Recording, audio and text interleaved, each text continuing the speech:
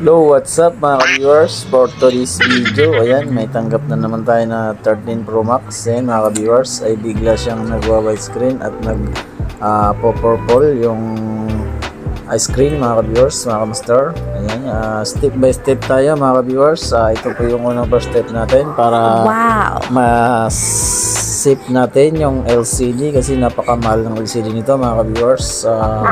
As 20 plus, 21 o ganun.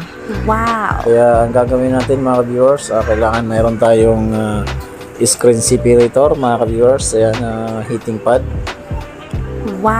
Yan po yung pinaka basic technique mga viewers para iwas disgrasya sa LCD mga viewers.